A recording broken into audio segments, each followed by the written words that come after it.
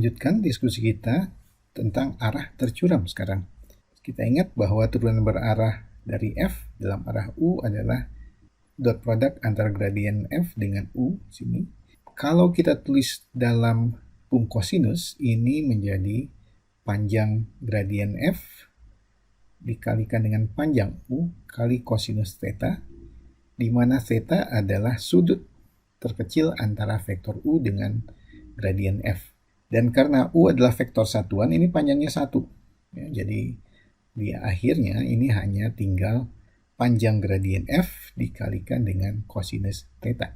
Kalau kita ingin ini terbesar, tentunya ini adalah kalau kosinus theta-nya sama dengan 1. Itu arah U searah dengan gradien.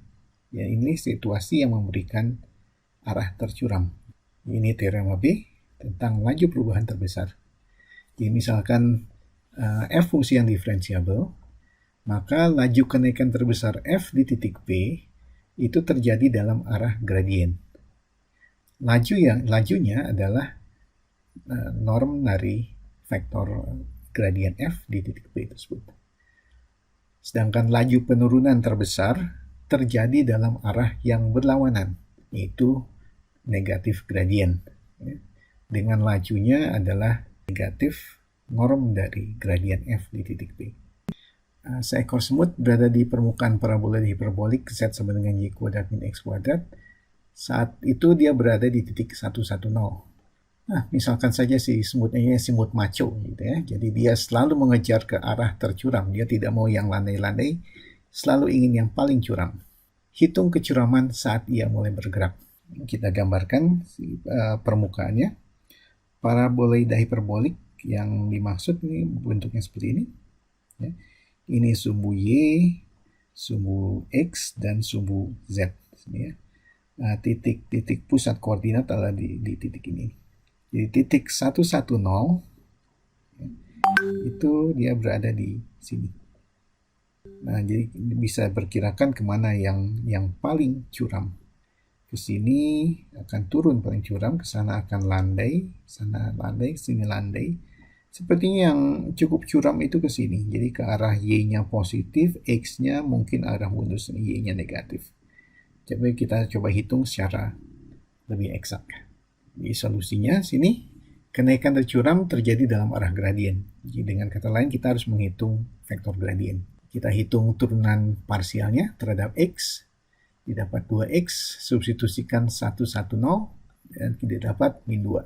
Sedangkan turun parsial terhadap Y, itu didapat 2Y, substitusikan 110, didapat 2. Jadi arah dengan kenaikan tercuram tidak lain dari gradien Z di titik 110, yaitu min 2I plus 2C. Jadi ini memberikan konfirmasi bahwa jadi memang betul ke kiri arah Y positif dan agak mundur arah X-nya negatif. Dan laju saat mulai bergerak besarnya adalah norm dari gradien Z di titik 110 ini, yang tidak lain dari akar 8. Nah, kita lihat bagaimana gradien dan kurva ketinggian ini berhubungan di sini. Oke, diberikan sini kurva-kurva ketinggian. Jadi ini kontur map, peta kontur. Kurva ketinggian terkait dengan K adalah himpunan semua titik di mana nilai Fxy-nya sama dengan K. Ya, pertanyaan seperti ini kira-kira. Misalkan P terletak di kurva ketinggian Z sama dengan K. Misalnya kurva ketinggiannya ini, kita ambil satu titik P. Misalkan U adalah vektor singgung kurva pada P. Jadi ambil seperti begini, vektor singgung. Karena nilai F konstan K di sepanjang kurva, selalu K, maka kalau kita hitung di sini, turunan F dalam arah U di titik P, ya, itu adalah 0, karena konstannya ini. Dan turunan berarah tidak lain dari gradien F dikalikan dengan U. Artinya, ini 0. Artinya bahwa gradien F ini tegak lurus pada U. Ini posisinya. Yang kata lain kita bisa mengambil bahwa si gradien F ini adalah vektor normal dari kurva Fxy sama dengan K. Jadi normal dari kurva ketinggian. Teorema C di sini. Di gradien F di titik P itu tegak lurus pada kurva ketinggian yang melalui titik P. Contohnya seperti soal ini. Untuk paraboloida seperti ini, Z sama dengan X pangkat 4 per 4 tambah Y kuadrat. Kita coba sketsa kurva ketinggian di bidang XY yang melalui titik P21. Kemudian kita gambarkan juga vektor gradien pada P. Pertama kita mencari K-nya di sini, ketinggian. Substitusikan titik 21 ke persamaan Z sama dengan ini, persamaan paraboloidanya. Kita dapatkan K-nya sama dengan 2, Z. Kemudian kita cari kurva ketinggiannya. Jadi ini sama dengan 2, ya, ketinggian 2. Kemudian kita ubah ke bentuk normal, Y sama dengan 1. Jadi ini bentuknya tidak lain dari suatu elips dengan aksis mayor dan aksis minornya seperti ini. Oke, jadi kita gambarkan elipsnya seperti ini. Ya.